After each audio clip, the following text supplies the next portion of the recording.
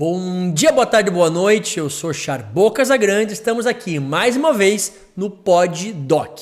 E hoje nós vamos falar sobre um assunto muito interessante, saúde, longevidade saudável, seus hormônios, emagrecimento, as suas emoções, como está indo a sua saúde. E nada mais como trazer o Dr. Tiago Barbosa, especialista em nutrologia, em medicina esportiva, medicina integrativa, longevidade, referência nacional hoje. E me deu o prazer de fazer parte do staff do Instituto. Então, bem-vindo ao Instituto, irmão. Bem-vindo ao Pod Doc. Fala para nós aí sobre longevidade. Longevidade, primeiramente, boa tarde, boa noite a todo mundo. Longevidade é aquela coisa que vai muito além de simplesmente envelhecer, né? Porque hoje a gente pensa, quero chegar aos 90. Mas como que você vai chegar aos 90? Esse é o grande detalhe.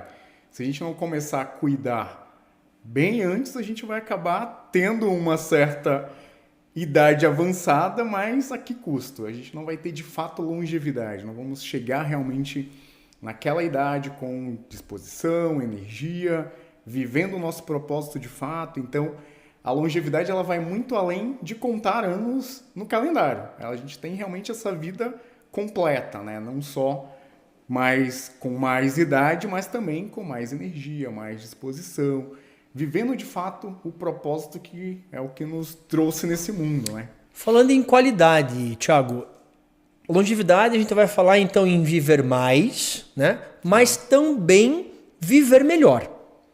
Porque a gente não quer só viver mais, a gente quer viver bem esse a mais. Mas também não queremos abreviar a vida, acabar antes.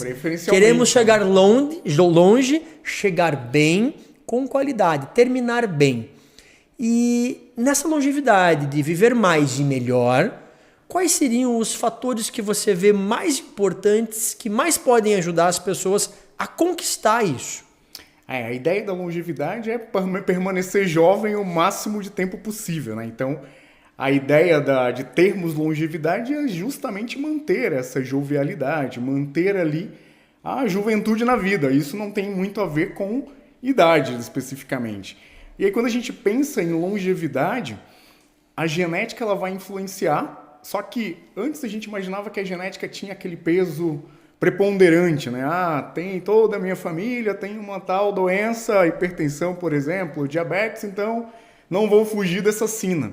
E a gente percebe que a genética ela responde por 20% de toda essa carga. Quando ambiente, a epigenética ela vai ser mais importante. Então, quando a gente pensa em longevidade, por mais que a gente tenha essa carga genética que invariavelmente acabamos trazendo conosco, como a gente vai viver o nosso ambiente, gestão de emoções, ajustar aí todos esses fatores, alimentação, atividade física, sono, isso vai acabar sendo muito mais importante para, de fato, termos uma vida longeva, chegarmos aos 90, 80 com qualidade de vida, vivermos realmente de forma plena. Então esse vai ser o principal ponto, né? Gerenciar o nosso ambiente, gerenciar o que a gente come, as atividades que a gente pratica, nossas emoções, isso vai realmente fazer muito mais diferença quando a gente pensa em chegar bem ali com uma idade mais avançada, ter realmente longevidade, né?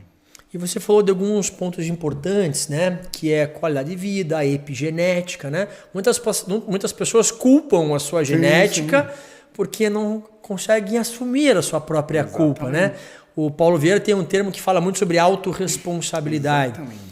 Mas dentro desses fatores alimentares, atividade física, você falou um outro, emoções, aonde que você vê especificamente? Como que as pessoas mais erram nisso? O que está tão errado na alimentação? O que está tão errado no exercício? O que está tão errado nas emoções?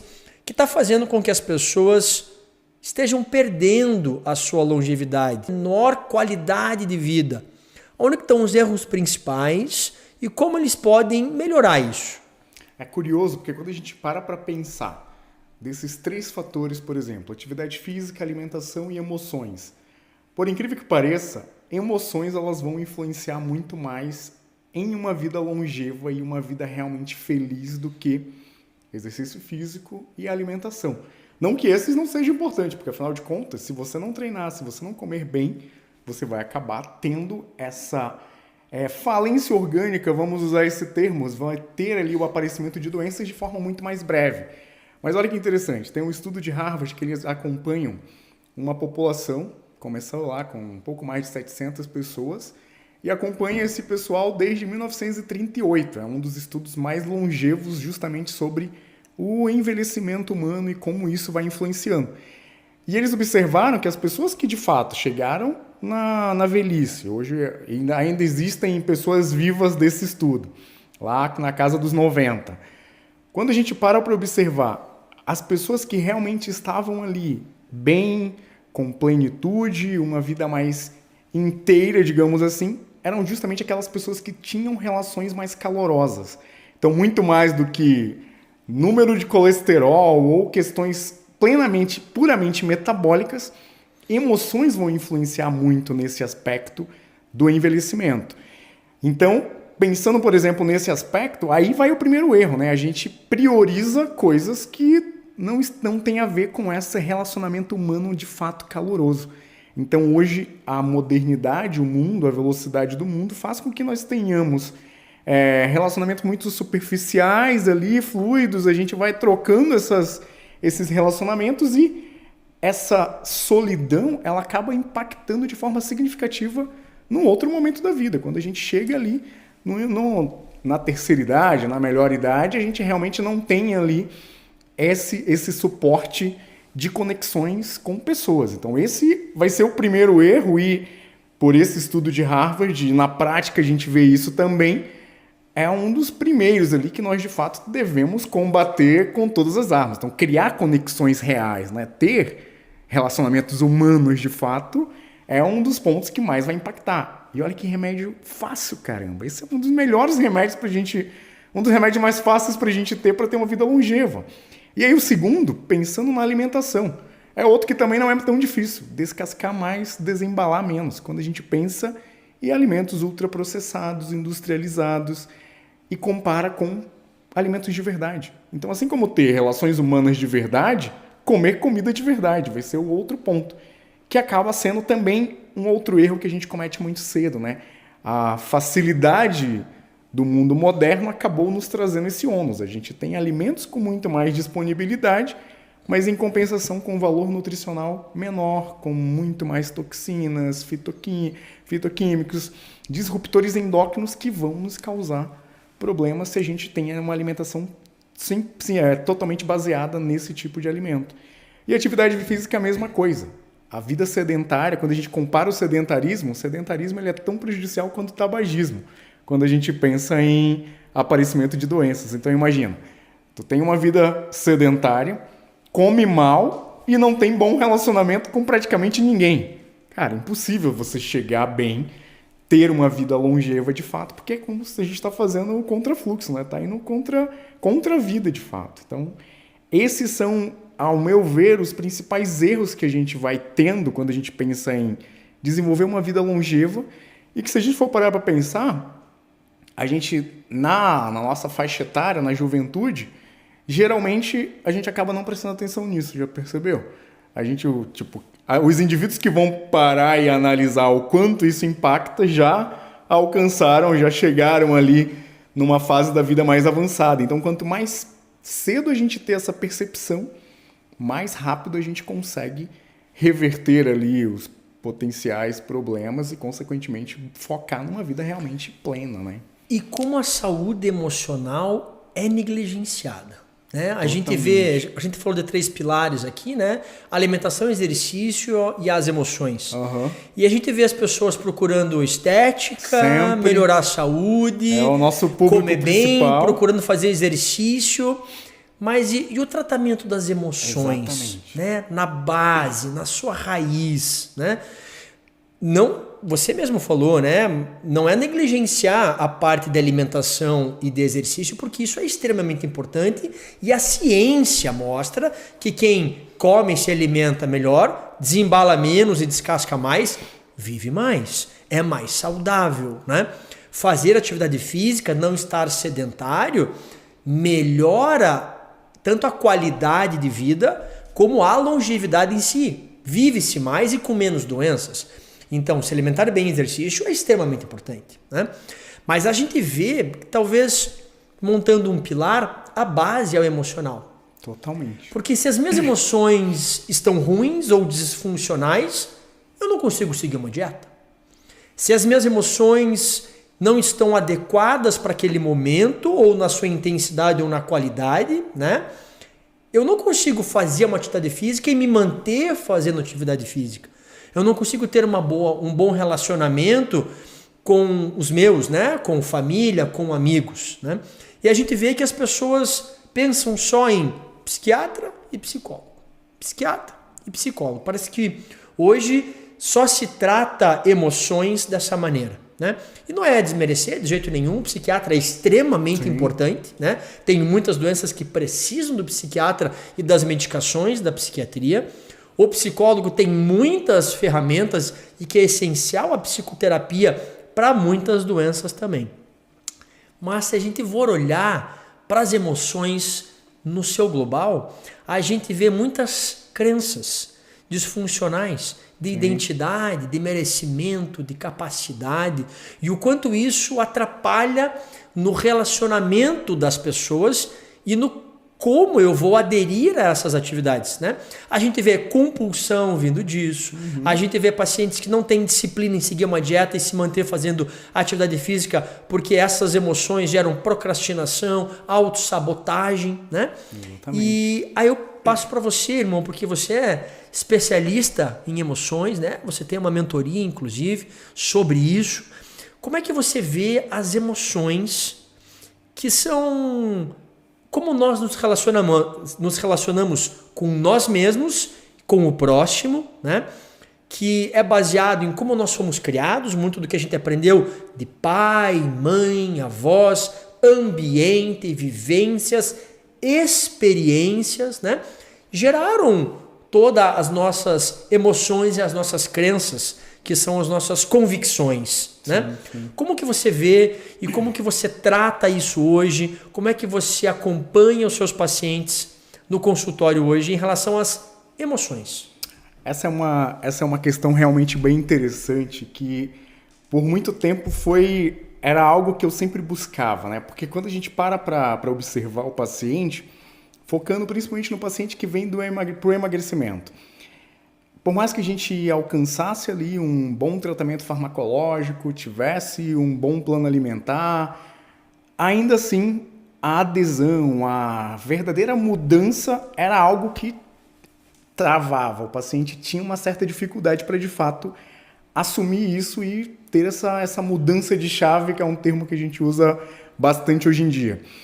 E aí, justamente por essa necessidade de oferecer esse tipo de acompanhamento mais completo, eu comecei a parar para estudar. Vamos entender exatamente todos esses mecanismos ali que estão envolvidos quando a gente pensa em emoções e nas respostas que a gente temos com relação a essas emoções. E quando a gente para observar isso, o que é mais interessante? A situação ela nem é o principal fator, mas a forma que a gente responde a essa situação é o que mais importa. E aí que está o detalhe, porque o que vai diferenciar alguém, por exemplo, vamos usar um exemplo bobo, alguém foi lá e pisou no pé de alguém. O que vai diferenciar que esse alguém tem uma resposta mais agressiva do tipo, cara, como é que tu pisou no meu pé? Por que tu não viu o meu pé aqui? Como assim, caramba? Presta atenção. E querer agredir a pessoa que pisou ali no pé sem ver, por exemplo, né, aleatório, daquela outro indivíduo que vai falar, cara, tudo bem, não se preocupa, se tropeçou aí, se aconteceu alguma coisa contigo, meu pé tá tranquilo, não aconteceu nada. A diferença desses dois cenários, a gente tendo uma situação igual, vai vir literalmente de competências neurológicas que esse indivíduo vai ter, ou a ausência dessas competências nesse aspecto. E aí é justamente, eu dei o exemplo de alguém que pisou no teu pé, por exemplo. Mas isso se extrapola para literalmente toda a nossa vida, entendeu? Se te falta competência neurológica para você olhar para aquela situação e entender exatamente o que está acontecendo, você vai ter uma reação mais instintiva. E aí que está o problema. A gente tende a ter reações que, do ponto de vista comportamental, elas vão ser mais primitivas. Foco na sobrevivência, na competição, ou no desejo sexual, ou na proteção ao grupo ao qual eu faço parte. E aí, se você for parar para observar, essas respostas elas também vão estar na gênese, por exemplo, do indivíduo que não consegue seguir ali um plano alimentar, que tem aquela compulsão, ou que tem aquela dificuldade de seguir metas. Então, assim, a ausência dessas competências faz com que a gente tenha um comportamento mais instintivo e, consequentemente, a gente tenha dificuldade para, de fato, lidar com tudo isso. E aí, quando a gente começa a identificar as competências que estão faltando e desenvolvê-las, a pessoa tende a ter uma vida muito mais plena, porque ela começa a ver o mundo como de fato ele é. Porque se você tem essas reações mais instintivas, aí que está o grande detalhe. Por exemplo, esse copo não é um copo. Eu posso muito bem associar esse copo a alguma lembrança que eu tive e aí, de repente, aquele copo já está num outro patamar de simbolismo, percebe? E toda a vida ela é assim. A gente vai fazendo uma série de situações e nada é, de fato, o mundo real. E aí, por isso que a pessoa tem essa reatividade tão exagerada, entendeu? Quanto mais a gente tem consciência de quem somos, por que estamos aqui, o que de fato a gente precisa para melhorar como ser humano, mais a gente consegue, por exemplo, seguir ali um plano de emagrecimento e de fato não ter aquela compensação com a comida, por exemplo. Ou não ter aquela sabotagem para não conseguir treinar. Ou não repetir ciclos que a gente vem trazendo a vida inteira. Porque, de fato, independente das razões para você ter a dificuldade de seguir o plano alimentar ou de iniciar a atividade física, o fato é que isso está vindo de algum sintoma e não necessariamente é um sintoma aqui orgânico, físico. A gente está falando de um sintoma mental, algo que está te literalmente bloqueando. Então, identificar isso e desenvolver, e aí por isso que não é uma simples terapia, a gente está falando a mentoria ela vem justamente com essa ideia. O que está te faltando, o que a gente precisa fazer para que você, de fato, consiga resolver aquelas situações e assim a gente vai traçando esse plano, geralmente semanal, a cada 15 dias. Então, a ideia é essa. E nessa mentoria, Thiago, quando você faz esse acompanhamento dos pacientes, essas competências neurológicas, você consegue desenvolver elas? Você Exatamente. consegue criar elas? Como é que funciona aquela pessoa que fala, como você falou, né, do pisar no pé e ela foi reativa demais, Exatamente. né? E aí, se a gente for falar inteligência emocional, é saber usar a emoção certa, na quantidade certa, na hora certa, né? A pessoa muitas vezes fala, não, mas eu sempre fui assim. Eu sou assim. Eu sou reativo, eu sou brigão, né? Como é que funciona isso na mentoria em você mudar essas competências neurológicas, deixar elas, né, menores ou maiores, ou criá-las? Como funciona isso? A ideia, literalmente, por exemplo, essa questão do eu sou assim. A gente vai comparar, por exemplo, temperamento. Realmente, indivíduos que têm um temperamento mais colérico, ele vai tender se você pisar no pé dele, ele vai estar um pouquinho mais irritado, entendeu? Mas isso também é uma reação mais primitiva ali, é uma reação mais de instinto. Se eu tenho uma competência de aceitar, de entender ali o meu próximo, eu não necessariamente vou reagir, por mais que o meu temperamento base seja um pouco mais expansivo, eu vou conseguir ficar calmo, tranquilo, eu vou ver que aquilo não é uma ameaça para a minha sobrevivência, entendeu? Porque o indivíduo mais que está reagindo com instinto, ele vai achar que aquilo é uma ameaça à sobrevivência dele, por isso que ele é tão agressivo. E quanto maior a ameaça, maior a reação. Então essa é a diferença. E literalmente a gente consegue desenvolver competência. Por exemplo, uma competência que é muito falha na nossa, principalmente no nosso, vamos usar aqui a nossa sociedade, falando de Brasil mesmo, é a competência de aceitação. Você aceitar a vida como ela é.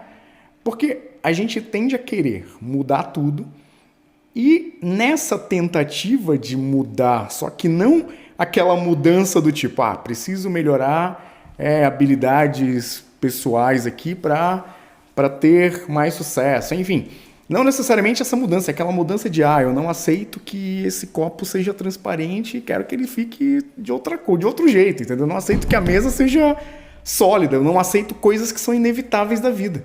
E aí que está o detalhe, se eu não aceito coisas inevitáveis da vida, eu vou ter a resposta mais agressiva se alguém pisar o meu pé, que eu não vou conseguir aceitar nunca que alguém pise no meu pé. E, tô caminhando, caramba. Pode ser que alguém pise no meu pé e não tem problema. Então, tu percebe? Só que aí, a gente está falando literalmente de habilidade. Eu consigo identificar o que está faltando, treinar o meu cérebro para perceber que aquilo não é uma ameaça e, consequentemente, ter uma resposta muito mais humana, digamos assim. Uma resposta muito mais natural, sem estresse, sem essa reatividade que todo mundo acaba se acostumando, né? E aí acaba que vira uma coisa muito comum, porque a gente se acostumou àquilo. Então daí essas desenvolvimento de habilidades, a gente entender realmente o que está faltando em mim para que eu seja uma pessoa melhor, para que de fato eu saiba quem eu sou, para que eu alcance de fato o meu propósito nesse mundo. E aí a gente não está falando de religião, tu percebe? Eu posso ter uma vida incompleta e, cara, eu não atingi meu propósito, não fiz o que era para eu ter vindo fazer. Isso, por exemplo, foi uma coisa que me incomodou durante muito tempo. Quando eu identifiquei que de fato era esse o meu propósito, cara, tudo na minha vida ficou muito mais claro, tudo mais perceptível. Porque eu já imaginava, quero ser médico. Isso era uma coisa que eu tinha na minha cabeça desde muito cedo. Mas aí médico de quê, né? O que tu vai fazer? E a gente fica, a faculdade ela acaba nos criando ali, vai nos colocando em gavetinhas, em caixas, e a gente pode se perder nesse meio do caminho. E quando eu percebi que a minha missão é literalmente ajudar você a se encontrar e a identificar o que está travando na tua vida, eu falei, opa, pera lá, isso aqui que eu gosto. Eu vou usar o emagrecimento, vou usar esse sintoma inicial do paciente para melhorá-lo, mas por que a gente vai parar nisso, entendeu? Por que a gente não pode fazer mais, entendeu? Porque, afinal de contas, o corpo saudável, bonito, mais magro, enfim, pode usar o termo que você quis, o termo que ficar mais agradável para você, ele só reflete uma alma mais saudável, um ambiente interno muito mais saudável. Não, nosso corpo só é o reflexo de como a gente está internamente. Então, por que não alia as duas coisas, entende? Aí a gente começa realmente a encontrar, de fato, um caminho muito melhor, né? E a gente vê as pessoas com muita fuga, né? Total. Uma dificuldade, muitas vezes, em entender que essa personalidade ou essa maneira de pensar ou de agir ou de interpretar e reagir a algumas situações, elas são moldáveis, né? Então, como eu falei, eu sempre fui assim, a gente escuta eles falarem, a personalidade, que eu sou assim.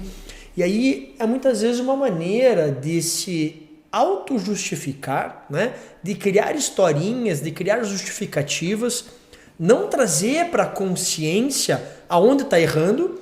E se eu não trago para minha consciência, por que eu vou arrumar? Exatamente. Se eu identifico que fumar é ruim, por que eu vou parar de fumar? Sim. Então, se eu não identifico que reagir exageradamente ao pisarem no meu pé é ruim, por que eu vou corrigir? Mudar. Esse é o grande detalhe. Não vou mudar nunca, né? Então, se eu não tenho uma autorresponsabilidade, entender que essas ações ou reações são minha culpa e minha responsabilidade, e trouxer isso para a consciência, eu não vou mudar. Né? Esse é o grande detalhe, entendeu? Por isso que é interessante, isso que realmente me criou em mim essa motivação de estudar isso cada vez mais e colocar isso em prática, colocar isso aplicado realmente nos pacientes que eu atendo, que é ajudar a pessoa a ter essa clareza, entendeu? Porque às vezes a pessoa vem, trata, emagrece, daqui a 6 meses reganha tudo de novo. Várias vezes, você já deve ter atendido paciente que vem, doutor, nunca consegui emagrecer, já fiz em milhões de tratamentos e não consigo resolver. Essa repetição, ela não é um sintoma exclusivamente orgânico. Não é só o remédio que não está funcionando, não é só o exercício que não está funcionando. Isso é só um pequeno pontinho ali em todo um mar de alterações que a gente precisa trabalhar. E aí quando você identifica, tenho outros gatilhos emocionais, outras questões aqui que estão fazendo com que eu tenha essa repetição de comportamento ou com que eu tenha essa autossabotagem. E aí entra realmente isso, eu sou sempre assim mesmo, eu não vou mudar, eu nasci assim, não tem muito o que fazer. A pessoa ela dá aquela travada e ele pode estar em negação, porque ele não quer mudar, ele não está vendo mesmo, e aí também a gente tem que trazer essa clareza. Mas o fato é que não basta só procurar o remédio mais eficiente, percebe? Aí que está o grande detalhe. Por isso que quando a gente pensa em obesidade, a gente tem medicamentos cada vez mais modernos, mas tu vê que nunca ela se resume ao melhor remédio. Não existe ali a pílula mágica. Porque a gente tem todos esses outros fatores e que tem tanto potencial quanto o remédio, né? Se a gente não resolve. E se a gente for desmembrar essa história da autossabotagem, procrastinação, do eu não consigo, fui sempre assim, a gente vai cair num sentimento ou numa emoção que a gente gosta muito, a gente já falou sobre isso, que é o orgulho. Exatamente. A pessoa que fala eu sou assim, eu sempre fui assim, e não tem nem a identificação e não quer mudar, ela é orgulhosa. Exatamente. Isso é orgulho. E muitas vezes esse orgulho tem uma base na rejeição. E aí faz com que ela não queira ser rejeitada de novo se ela tentar fazer aquilo e não conseguir. Ela tem medo de começar a fazer algo, não ter o melhor resultado e ser julgada. Exatamente. Então esse medo do julgamento, o medo de não conseguir, a procrastinação, até a propriamente sabotagem, tem uma raiz no orgulho. Total. Né? E aí, como que pode ser trabalhado isso, Thiago, na mentoria ou nesse trabalho das emoções? Porque o orgulho talvez seja um dos grandes males da sociedade, né? Ele tem umas 12, o Paulo Vieira fala em mais de 12 manifestações do orgulho, né? Sim, sim. Isso é interessante porque quando a gente fala em orgulho, já vem automaticamente, de forma leiga ali na nossa cabeça, aquele indivíduo arrogante, que nariz em pé, que tem ali como se tivesse um rei na barriga, não fale comigo. Vamos usar esse seria o extremo do orgulho. Orgulhoso clássico. Mas o orgulho, do ponto de vista técnico, tem uma definição técnica para orgulho. Quando a gente pensa na história humana, existe uma necessidade bem primitiva mesmo, bem de instinto, que é ser aceito pelo grupo. Ser aceito e aprovado pelo grupo do qual eu faço parte. Então, o orgulho ele vem justamente daí. Eu tenho essa necessidade de ser aceito e aprovado pelo grupo ao qual eu faço parte. Então, por exemplo, o exemplo que você deu da pessoa que começa o exercício, falha e aí ele tem medo de tentar de novo. O orgulho ele vem justamente, se eu tentar de novo, eu vou falhar e eu não vou ser mais aceito por esse grupo ao qual eu faço parte. E aí, se a gente pensar no caçador-coletor lá, vamos pensar no ser humano há 10, 15 mil anos atrás. Os indivíduos que não estavam em uma tribo, eles literalmente morriam, entendeu?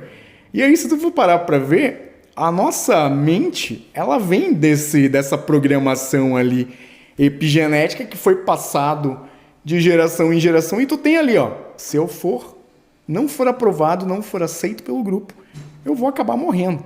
Então imagina, é uma sinalização muito forte aqui no meu cérebro. E aí a gente tem essas expressões mais sutis do orgulho, que nem parece orgulho. Por exemplo, eu não vou falar nada porque vai que tu não gosta do que eu falo. Então eu prefiro ficar quieto aqui, caladinho, porque senão eu não vou ser aceito, eu não vou ser aprovado. Então até aquele indivíduo tímido, calado, que tu fala, não, esse cara não é orgulhoso, ele é quietinho ali, ele não incomoda ninguém. Às vezes esse não incomodar ninguém não é porque a pessoa tem um temperamento mais melancólico, ele naturalmente é mais quieto. Ele até queria falar, mas o medo de não ser aceito é tão maior que eu prefiro ficar quieto. E aí tu vê, eu prefiro ficar quieto nesse contexto é sintoma, entendeu? Eu prefiro continuar seguindo o padrão de comer errado, ser sedentário, porque eu preciso ser aceito por aquele grupo. É um outro cenário. A pessoa não consegue mudar hábitos porque isso é uma mudança tão drástica e na cabeça dele ele não vai ser mais aceito pelo grupo ao qual ele faz parte. E, consequentemente, ele vê aquilo como uma ameaça. Essa mudança acaba sendo uma ameaça. Olha que louco. Eu vou mudar para ficar mais saudável, mas o meu inconsciente ele vê aquilo como um risco tão maior que eu prefiro continuar levando uma vida que vai me levar à doença, como a gente já comentou, do que fazer essa mudança, que vai me trazer benefício. Porque eu tenho medo de não ser aceito. E você falou sobre um assunto que eu acho extremamente interessante e que faz com que altere as emoções das pessoas com facilidade, principalmente as já de meia idade, onde já conquistaram algumas coisas ou não conquistaram, que é não entender ou não saber qual é o seu propósito, né? E aí eu pergunto para você, qual é o seu propósito? Para que você vive? O que você está fazendo aqui nessa terra? E aí a gente vê muitas pessoas que têm milhões e estão infelizes, porque não entendem qual é o seu propósito. Trabalham 10, 12 horas, conquistam milhões, ganharam um monte de coisa, mas se sentem vazias, muitas vezes. Não entendem o porquê estão correndo, né? E a corrida de ratos. Corrida de ratos, exatamente. Que é trabalha, acorda, trabalha, e volta para casa e uma roda que ele corre e não sai do lugar. Exatamente. Né? E aí, como é que você vê isso, Thiago? Porque quando a gente vai falar em propósito, a gente pode ter uma visão emocional, uma visão mais materialista, uma visão mais espiritual. Como é que você vê isso, irmão? Aí que está um detalhe interessante. Se a gente for parar para analisar, independente de religião, independente da vertente que tu for usar para analisar o propósito, sempre vai ser em relação ao outro. Aí que está o detalhe. Esse é o propósito, entendeu? O propósito nunca ele vai estar exclusivamente em ti, ele não é algo egoísta. Aí que é o detalhe. Então, assim, entender o propósito, ele passa por esse lugar. Eu vim para servir ao outro. Como eu vou fazer isso? É que é a missão, identificar realmente quais as minhas habilidades, o que eu consigo fazer bem e colocar isso em prática, porque também não adianta, eu quero ser um bom mentor, um bom médico, estudo e não atendo ninguém. Cara, tu tá só criando uma obesidade mental ali, tu tá também desalinhado com o teu propósito. Então, o propósito, ao meu ver, ele tá muito mais em relação a como eu ajudo o outro e muito menos em o que me faz necessariamente bem, entendeu? Porque a partir do momento em que eu alcanço de fato o outro, trazer o bem para o outro, eu vou estar alinhado ao meu propósito. Só que aí que é o detalhe, ó. Aquele indivíduo que reage por instinto, ele não vai conseguir chegar nesse lugar de alcançar o verdadeiro self dele, alcançar quem de fato ele é. Porque eu só consigo te ajudar, de fato, como o meu propósito, se eu já estiver me conhecendo, se eu já souber o que eu sei fazer, para que eu vim para esse mundo, entendeu? Do contrário, eu só vou estar seguindo ali um roteiro pré-programado, seja pelos meus pais, seja pelo meu professor, seja pelo meu pastor, meu padre, enfim. Eu vou estar só seguindo o que os outros estão falando e, não, de fato, eu não alcancei o que eu quero fazer, entendeu? Porque aí que está o detalhe. Você pode ser um atendente ali, atender, não fazer nada muito glamouroso, mas se você tiver um propósito de servir o outro bem, cara, tu vai ser uma pessoa mais feliz do mundo, olha que louco. Que nesse mundo de hoje, capitalista, materialista, onde o centro de tudo sou eu, exato. Como é que eu vou achar meu propósito? E aí, essa é a como é que você vai achar o seu propósito se você só consegue olhar para o seu umbigo?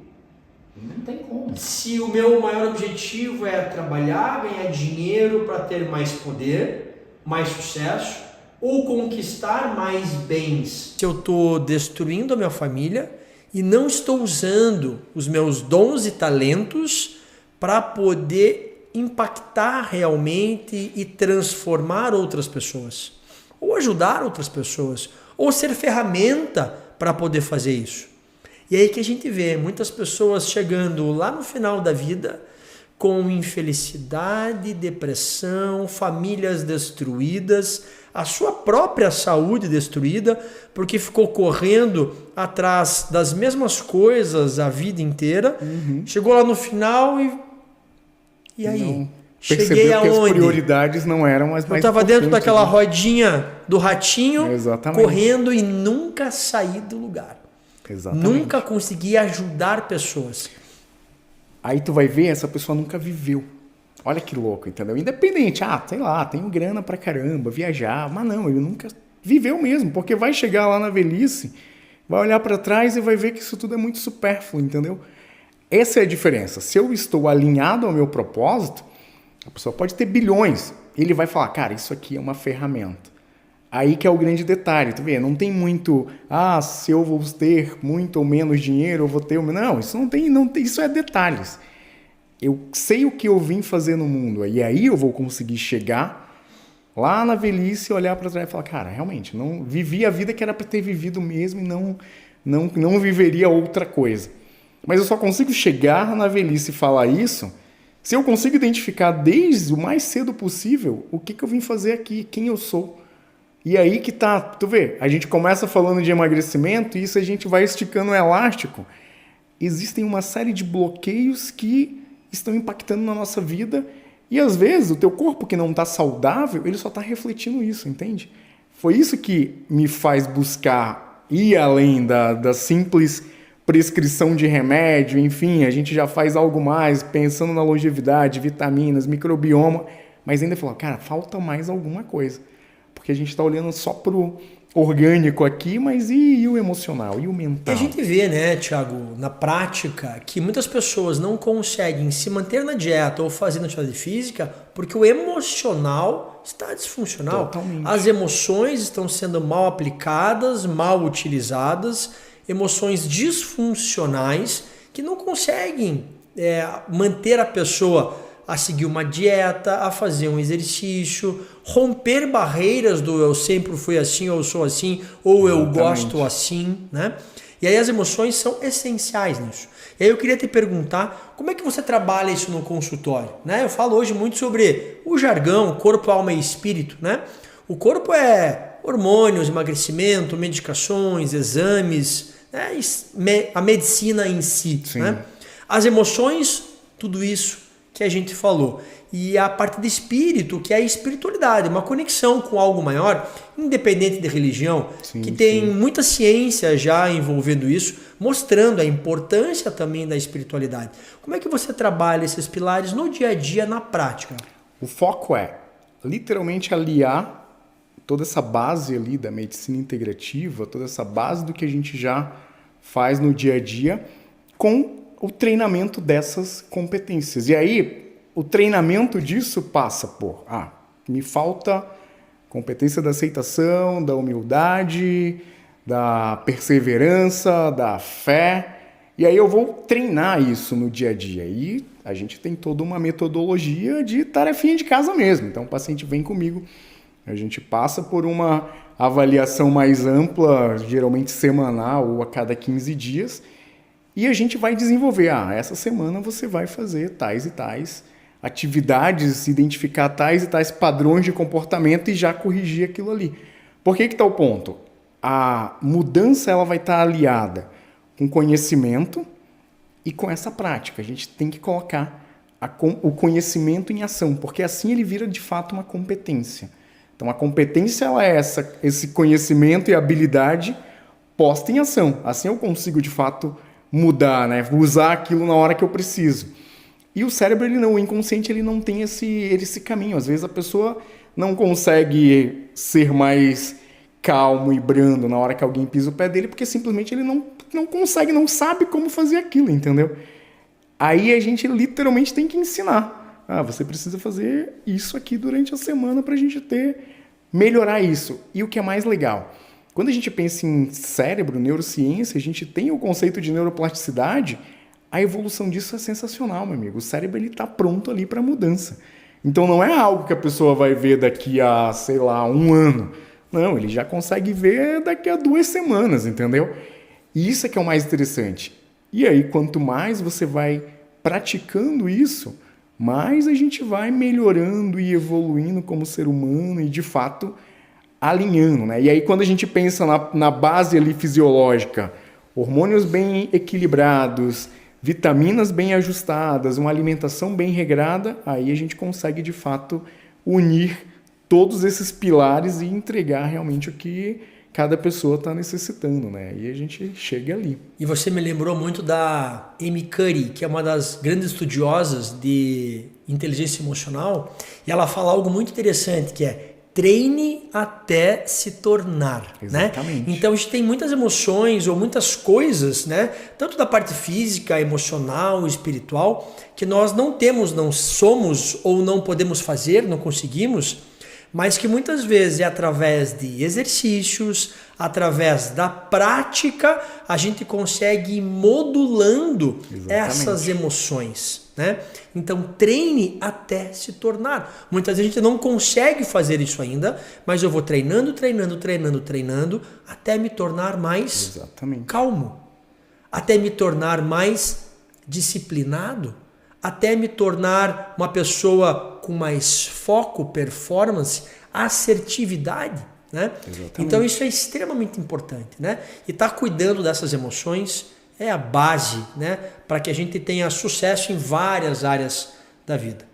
Irmão, sensacional essa conversa. Muito bom esse papo. Foi maravilhoso. Eu vou te dar um minutinho para você deixar uma mensagem especial aí para os nossos seguidores.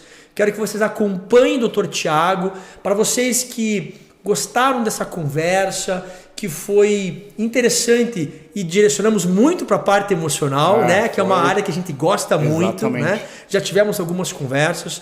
Queria agradecer de novo aqui a tua presença, parabenizar aí pelo seu conhecimento, pelo quanto você vem impactando a vida dos seus pacientes.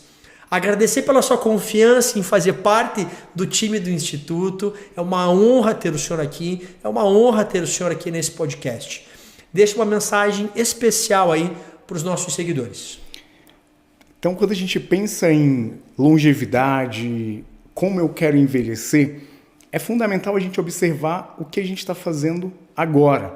Quanto mais cedo a gente ter essa consciência, mais a gente vai conseguir viver de forma plena o máximo de tempo possível. Então, hoje a sociedade, a vida moderna, ela acaba fazendo com que a gente tenha uma vida muito superficial ou muito acelerada, não pare para observar como estamos em relação a corpo, mente, espírito.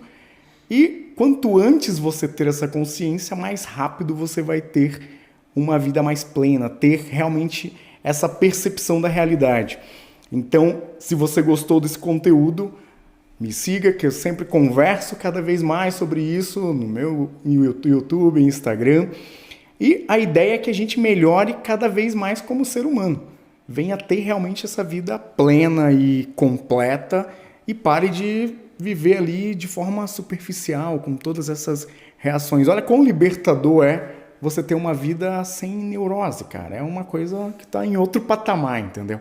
Então isso que todos nós devemos buscar, né? Essa evolução como ser humano. Ver o mundo de fato como ele é. E parar de só reagir a emoções. Então essa é a mensagem principal ali que devemos todos buscar. Perfeito, irmão. Então, se você quer saber mais sobre emoções, siga o Dr. Tiago Barbosa. Ele fala muito sobre isso. Ele tem uma mentoria que se chama Mentoria Vita. Mentoria Vita. Vita exatamente sobre como tratar todas essas competências neurológicas e emocionais para que você possa realmente atingir o seu propósito, extrair o melhor, a sua melhor versão, para que você consiga atingir todos os seus objetivos. Então, se você gostou desse conteúdo, siga aqui o canal, liga o sininho, acompanhe, encaminhe para as pessoas que precisam conhecer mais sobre esse conteúdo. Irmão, muito obrigado. Uma honra ter você aqui. Tamo aí. É Obrigadão. nóis.